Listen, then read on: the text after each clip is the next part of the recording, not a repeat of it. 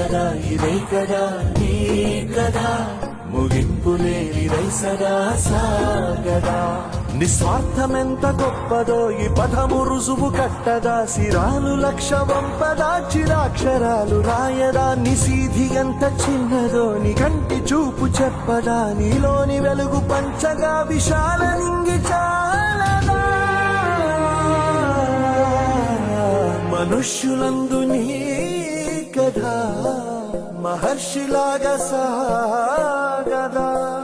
మనుష్యులందు నీ కథా